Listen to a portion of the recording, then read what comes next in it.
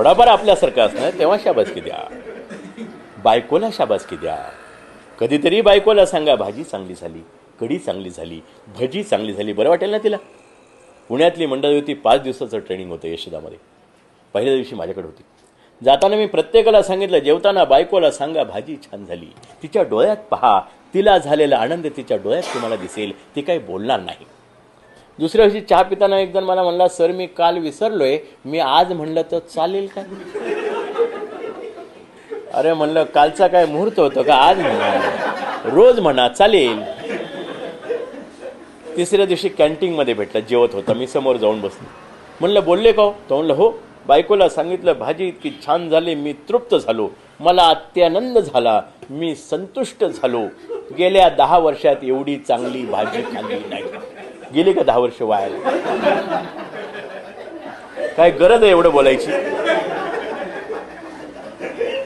अरे म्हणलं तुला 2च वाक्य बोलायला सांगितली होती ना, एवढी लांबण कशाला लावली? नाही म्हणलं, एवढं सगळं बोललो तरी बायको एकच वाक्य म्हणाली.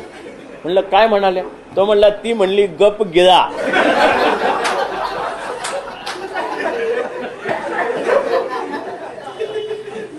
आता गप गिळा हे काय प्रतिक्रिया झाली? मी म्हणलं काय भांडण झालं होतं का?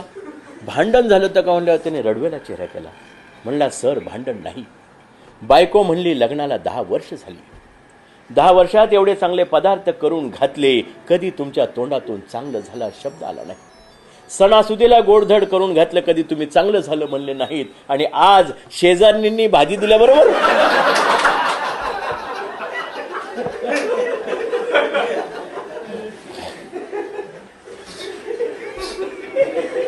अहो तुम्ही सगळे हसताय, तो गंभीरपणे सांगत होता. म्हणला कालपासून बोलणं बंद आहे. म्हणला काय बोलणार त्याला? त्यानेच मला सांगितलं, म्हणला तुम्हाला विनंती आहे, पुढच्या लोकांना जेव्हा तुम्ही हे सांगाल तेव्हा आठवणीने सांगा, वाटी कुठली आहे ते पाहून कौतुक करा.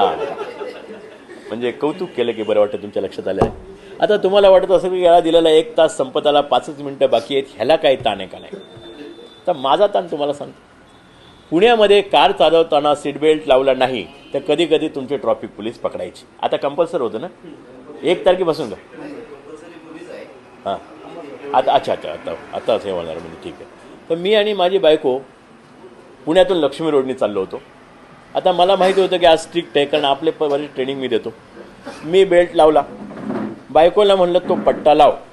ती म्हणली नाही लावला तर काय होईल? म्हणलं पोलीस पकडेल. ती म्हणली पकडल्यावर पाहू. काय बोलणार? तसंच आम्ही पुढे आलो. त्या जंगली महाराज रोडनी बालगंधर्व थिएटरजवळ आलो. तिथे आल्याबरोबर ट्रॅफिकवाल्यांनी शिट्टी मारली. मी गाडी बाजूला घेतली. तो पावती पुस्तक घेऊन आला. तो म्हणला साहेब बेल्ट कुठे आहे? म्हणला हा काय? तो म्हणला त्यांचा. म्हणला हवालदार साहेब, माझी बायको माझं ऐकत नाही, तुमची बायको तुमचं ऐकत नाही, आपण दोघांनी काय करायचं? हे ऐकल्याबरोबर त्यांनी पावती पुस्तक बंद केलं आणि मला म्हणला हे मात्र बरोबर आहे.